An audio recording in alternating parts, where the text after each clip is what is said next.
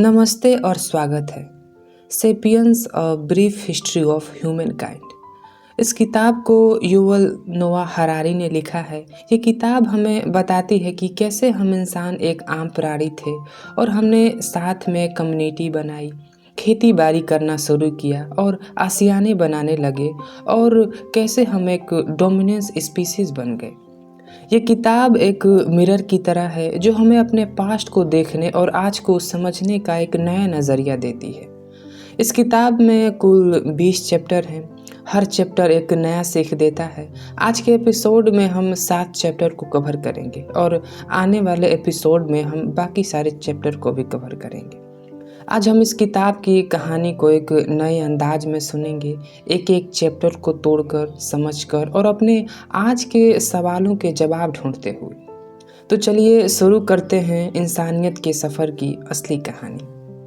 Yuval नोआ Harari अपने पहले chapter an animal of no significance में ये बताते हैं कि इंसानी प्रजाति यानी होमो सेपियंस शुरू में एक आम प्राणी थी। ना हम फिजिकली स्ट्रॉन्ग थे, ना ही इंटेलिजेंट प्राणियों के कंपैरिजन में कुछ खास। लेकिन एक समय आया जब हमने अपने दिमाग का इस्तेमाल करना शुरू किया और एक ऐसी दुनिया बनाई जिसमें हम डोमिनेंट स्पीसीज बन गए। इस चैप्टर में हरारी कॉग्निटिव रेवोल्यूशंस के शुरू होने और इमेजिनेशन की ताकत के बारे में बताते हैं, जो इंसानी एवोल्यूशंस का सबसे बड़ा टर्निंग पॉइंट था। 2 मिलियन साल पहले दुनिया में कम से कम 6 अलग अलग इंसानी प्रजाति थी, लेकिन आज सिर्फ एक बची है, होमो सेपियंस यानी हम। उस वक्त हम दुनिया के सबसे ख़ास प्राणी नहीं थे। जंगल में रहते दूसरे जानवरों की तरह ज़िंदगी के लिए स्ट्रगल करते। तब हम सिर्फ एक आम प्राणी थे जो अपनी जान बचा कर चलते थे। लेकिन लगभग 70,000 साल पहले कुछ बदला। कॉग्निटिव रेवोल्यूशन की शुरुआत हुई। कॉग्निटिव रेवोल्यूशन का मतलब है इंसानी दिमाग में एक नई कैपेबिलिटी का आना, सोचने की, समझने की और इमेजिनेशन करने की। हमारे पूर्वज सिर्फ आज के बारे में नहीं बल्कि कल के बारे में सोचने लगे। यही वो वक्त था जब इंसान सर्वाइवल के लिए नए टूल्स बनाए, एक दूसरे के साथ कम्युनिकेट किया और मिलजुल के पावरफुल बनने लगे। इस इमेजिनेशन की वजह से बाकी प्रजातियों से अलग हो गए। हमने कहानियाँ बनाई जो हमें एक साथ जीने की ताकत देती थी। एक शिकारी अकेले एक हिरण नहीं मार सकता था, पर जब 10 सेपियंस मिल जाते तो वो मोमेथ तक को गिरा सकते थे। कहानियाँ ने हमें एक कम्युनिटी बनाया, एक कम्युनिटी ने हमें दुनिया का लीडर। पर हरारी ये भी कहते हैं कि इमेजिनेशन की ताकत सिर्फ सर्वाइवल के लिए नहीं थी। इसकी वजह से मिथ और रिलीजन की शुरुआत हुई। हर इंसान एक ही कहानी को मानकर एक बड़े ग्रुप में काम करने लगा, चाहे वो भगवान हो, राजा हो या एक कल्चर। यही वो टर्निंग पॉइंट था जहाँ से इंसानी एवोल्यूशन एक नए रास्ते पे चली गई। ये चैप्टर हमें ये समझाता है कि हम शुरू में इनसिग्निफिकेंट थे, लेकिन कहानी लिखने और सोचने की पावर ने हमें दुनिया का सबसे इम्पोर्टेंट प्राणी बना दिया। युवल नोआ हरारी अपने दूसरे chapter the tree of knowledge में ये समझाते हैं कि होमो सेपियंस का एवोल्यूशन सिर्फ फिजिकली चेंजेस तक सीमित नहीं था, बल्कि एक साइकोलॉजिकल शिफ्ट भी आया था।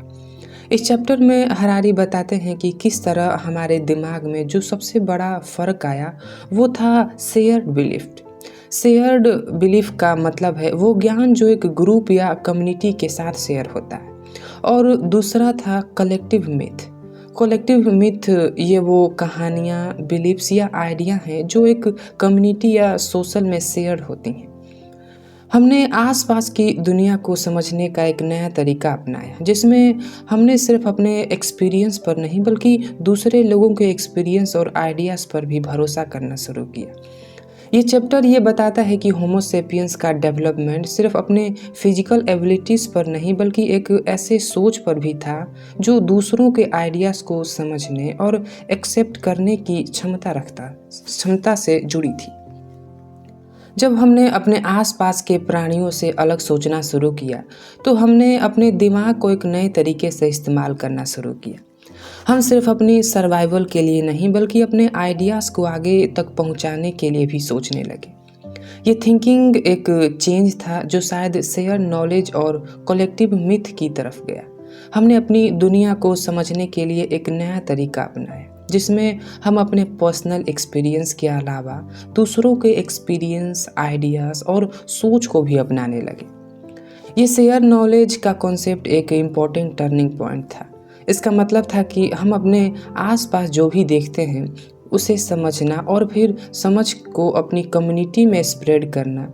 हम सिर्फ अपने पर्सनल एक्सपीरियंस के बेसिस पर नहीं जीते थे, बल्कि हमने अपने आसपास के लोगों से भी सीखना शुरू किया और इस तरह हमने अपने सर्वाइवल और ग्रोथ के लिए नए टूल्स और आइडियाज़ डेवलप किए। हरारी ये भी बताते हैं कि एक वक्त था जब हम सिर्फ अपने फिजिकल वर्ल्ड के बारे में जाने जाते थे, लेकिन कॉग्निटिव रेवोल्यूशन के बाद हमने अपने दिमाग में नए कॉन्सेप्ट्स को इंट्रोड्यूस किया, जैसे एक कॉमन लैंग्वेज, कल्चर और रिलीजन। ये नए आइडियाज सिर्फ रियलिटी को समझने तक नहीं थे, बल्कि हमने इन्हें अपने सोशल स्ट्रक्चर को बनाने के लिए भी इस्तेमाल किया। फॉर एग्ज़ाम्पल, रिलीजन का कॉन्सेप्ट सिर्फ एक बिलीफ सिस्टम नहीं था, बल्कि एक सोशल कॉन्ट्रैक्ट था जिसमें सब लोग अपने कलेक्टिव बिलीफ्स को फॉलो करते थे। हरारी इस चैप्टर में ये बताते हैं कि ये कलेक्टिव मिथ हमारी सोसाइटी को यूनिट करते थे। हमने अपने आसपास की दुनिया को समझने के लिए स्टोरीज और मिथ बनाई जो एक कम्युनिटी को एक साथ ले आई। जैसे हमने the divine right of king का कॉन्सेप्ट माना, एक आइडिया जिसमें एक माना गया कि राजा को भगवान का दर्जा दिया गया है और लोग उसकी अथॉरिटी को बिना क्वेश्चन किए फॉलो करते थे। ऐसे मिथ हमारे सोशल सिस्टम और नॉर्म्स को शेप करते थे। इसी तरह हमने अपने दिमाग का यूज़ कलेक्टिव बिलीफ्स और शेयर नॉलेज को समझने और स्प्रेड करने के लिए किया। ये बिलीफ सिर्फ हमारी दुनिया समझने का तरीका नहीं था, बल्कि ये हमारे एक्शंस, डिसीजन और बिहेवियर को भी शेप करते थे। इस चैप्टर में हरारी ये समझाते हैं कि होमो सेपियंस के लिए दुनिया को समझने का तरीका एक टर्निंग पॉइंट था, जिसमें हमने अपने रियलिटी को स्टोरीज और मिथ के थ्रू समझा। चैप्टर 3 है a day in the life of Adam and ewe. Yuval नोआ हरारी अपने तीसरे चैप्टर में बताते हैं कि किस तरह होमो सेपियंस का एवोल्यूशन सिर्फ कॉग्निटिव और सोशल डेवलपमेंट तक सीमित नहीं था, बल्कि उसमें एक फिजिकल चेंज भी आया। इस चैप्टर में हरारी एग्रीकल्चर की शुरुआत पर फोकस करते हैं और ये बताते हैं कि किस तरह एक इंसान ने अपनी ज़िंदगी को पूरी तरह से बदल दिया। इस चैप्टर हमें ये समझाता है कि जब हमने खेती बाड़ी को अपनाया तो हमने अपने लिविंग स्टाइल को कैसे ट्रांसफॉर्म किया और उसके साथ ही अपने सोशल और साइकोलॉजिकल सिस्टम को भी। इस चैप्टर में हरारी एग्रीकल्चर को एक मेजर टर्निंग पॉइंट के रूप में समझाते हैं, जिसमें एक इंसान की ज़िंदगी एकदम बदल गई थी। लगभग 10,000 साल पहले होमो सेपियंस ने एक ऐसी चीज़ सीखी जो उनके पूर्वज ने कभी नहीं सीखी थी, खेती बाड़ी। ये एक ऐसा मोमेंट था जब हमने अपने खाने को कंट्रोल करने की कोशिश की। हमने प्राकृतिक संसार को अपने हिसाब से बदल दिया। हमने सबसे पहले कुछ प्लांट्स को कल्टीवेट करना शुरू किया और फिर उन्हीं प्लांट्स को और जानवरों को अपने ज़िंदगी का हिस्सा बना लिया। जब पहले इंसान ने खेती बाड़ी करना शुरू किया तब उनका लाइफस्टाइल एकदम बदल गया। उन्होंने अपने हंटर गैदर लाइफस्टाइल को छोड़कर एक सेटल्ड लाइफ जीना शुरू किया। ये बदलाव उनके लिए सर्वाइवल के लिए ही तो था, लेकिन इसके साथ ही सोशल और इकोनॉमिक सिस्टम भी इवॉल्व होने लगे। हरारी बताते हैं कि एग्रीकल्चर सिर्फ एक मेथड नहीं था, बल्कि यह इंसान की दुनिया को समझने का एक नया तरीका था। हमने आसपास के इन्वायरमेंट को अपने कंट्रोल में कर लिया। हरारी यह भी कहते हैं कि एग्रीकल्चर की वजह से एक पैराडॉक्स भी आया। जब हमने अपनी ज़िंदगी को सेटल कर दिया और खाने के लिए एक जगह पर कंसंट्रेट होना शुरू किया, तो हमने अपनी ज़िंदगी को थोड़ा सा कॉम्प्लेक्स बना दिया। खेती बाड़ी की वजह से एक जगह पर रहना और सब रिसोर्सेज को शेयर करना, ये सब एक नए तरह की सोशल और इकोनॉमिक रिलेशनशिप को जन्म देने लगा। एक तरफ हमारे पास फूड और रिसोर्सेज थे, लेकिन दूसरी तरफ हमने एक सिस्टम बनाया जिसमें इनइक्वालिटी और हायरार्की भी आ गई। हायरार्की का मतलब है एक ऐसे क्रम या ऑर्डर में होना जहाँ इंसान एक क्रम में होता है अपने ताकत, पद और ज़रूरत के हिसाब से। एग्रीकल्चर ने एक सरप्लस प्रोडक्शंस का कॉन्सेप्ट इंट्रोड्यूस किया। सरप्लस प्रोडक्शंस का मतलब जिसमें हम अपने ज़रूरत से ज़्यादा फूड को प्रोड्यूस करने लगे। ये सरप्लस प्रोडक्शंस ने कम्युनिटीज़ को ग्रो करने में मदद की, लेकिन ये नया कॉन्फ्लिक्ट और पावर स्ट्रगल का कारण भी बना। हरारी ये भी बताते हैं कि एग्रीकल्चर ने एक पैराडॉक्स क्रिएट किया। हमने अपनी ज़िंदगी को फिजिकली स्टेबल तो बनाया, लेकिन इस प्रोसेस ने हमारे सोशल और साइकोलॉजिकल सिस्टम को तोड़ा और कॉम्प्लिकेट भी कर दिया। इस चैप्टर का कोर मैसेज ये है कि एग्रीकल्चर ने होमो सेपियंस की लाइफ को एकदम बदल दिया, लेकिन ये चेंज सिंपल नहीं था। ये एक कॉम्प्लेक्स प्रोसेस था जिसमें हमने अपने इन्वायरमेंट को कंट्रोल करने की कोशिश की, और इस स्ट्रगल ने हमारे सोशल और इकोनॉमिक सिस्टम को भी एक नई डायरेक्शन दी। चैप्टर 4 का नाम है द फ्लड। इस चैप्टर को समझने से पहले द फ्लड का मतलब समझना बहुत ज़रूरी है। द फ्लड का मतलब यहाँ एक मेटाफर की तरह यूज़ किया गया है, जिसमें एक सिंबॉलिक फूड का जिक्र किया गया है, जिसमें इंसान ने अपने सराउंडिंग को इतना बदल दिया कि वो फ्लड की तरह लगने लगे।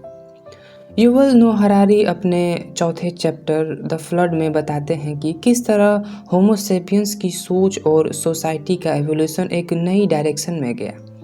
इस चैप्टर में हरारी बताते हैं कि किस तरह एग्रीकल्चर के बाद इंसान ने अपने इन्वायरमेंट को कंट्रोल करने की कोशिश की, और इस प्रोसेस में उसने आसपास की दुनिया को बदल दिया। ये चैप्टर हमें सिविलाइजेशन के स्टार्ट होने की कहानी बताता है, और किस तरह इंसान ने अपनी फार्मिंग और सिटी बिल्डिंग से एक नया वर्ल्ड ऑर्डर क्रिएट किया। हरारी इस चैप्टर में बताते हैं कि एग्रीकल्चर की तरफ शिफ्ट होने के बाद इंसान ने अपने इन्वायरमेंट को कितना कंट्रोल कर लिया कि उसने अपनी इस सराउंडिंग को अपनी मनमानी के अकॉर्डिंग बदलना शुरू कर दिया। जब होमो सेपियंस ने एग्रीकल्चर को अपनाया तो उन्होंने अपने आसपास के प्राणियों और इन्वायरमेंट को कंट्रोल करना शुरू किया।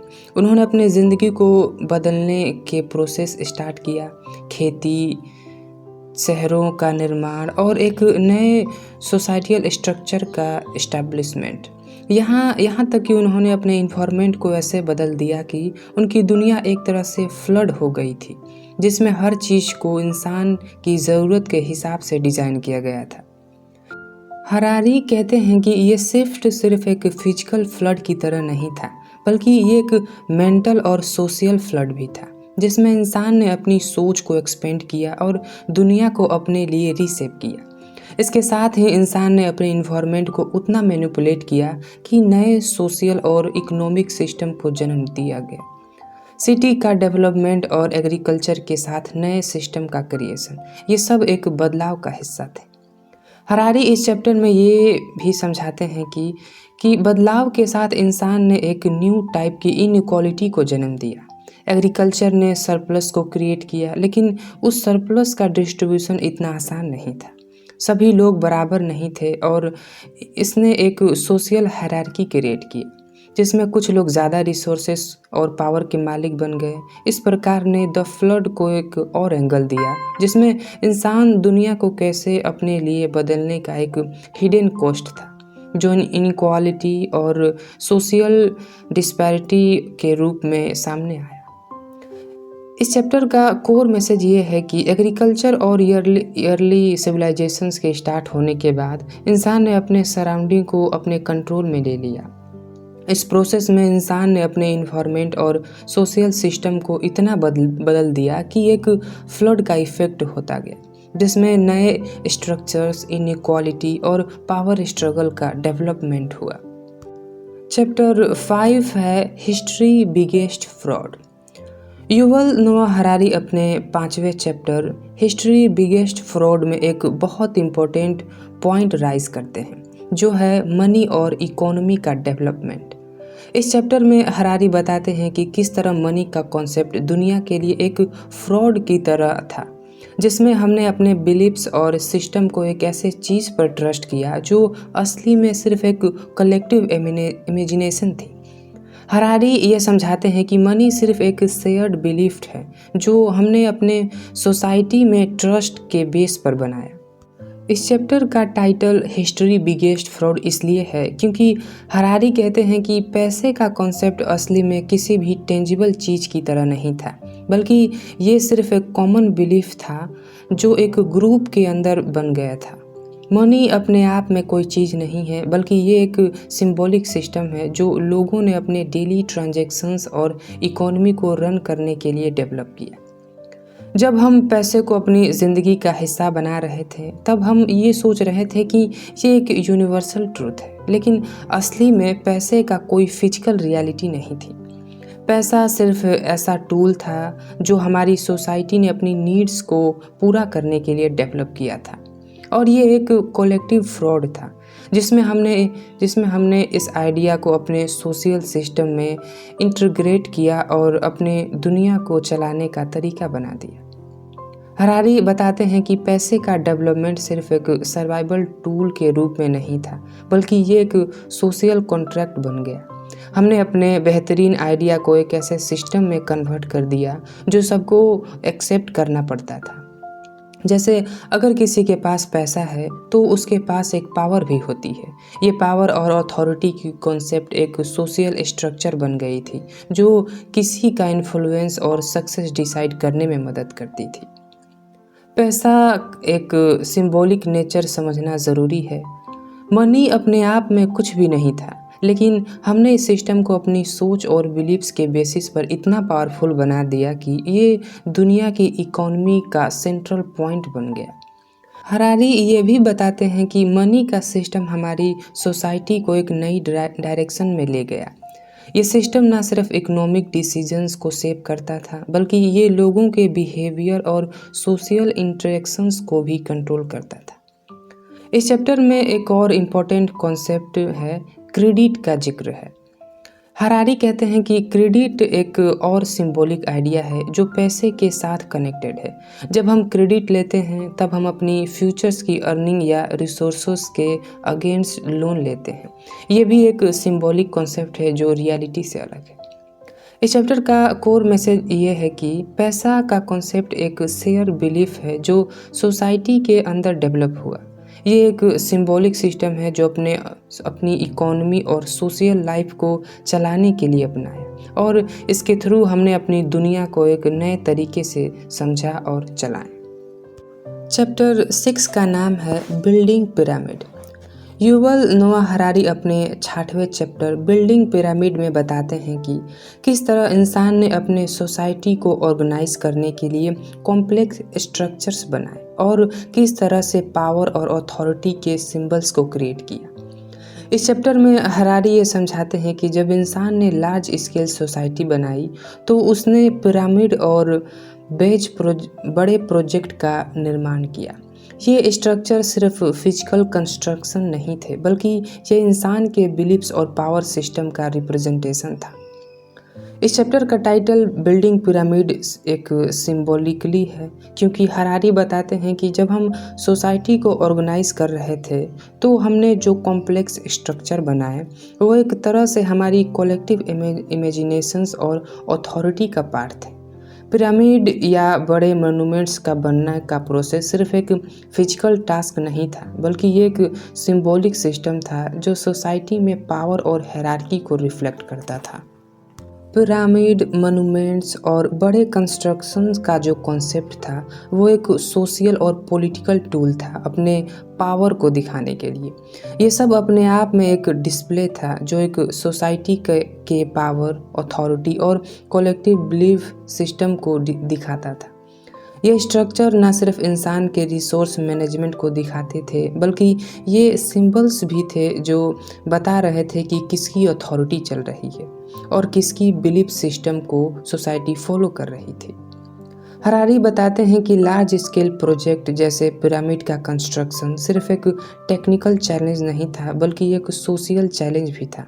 इंसान को अपने रिसोर्सेज को मैनेज करना था और एक ऐसा सिस्टम बनाना था जिसमें वर्कर को ऑर्गेनाइज किया जा सके।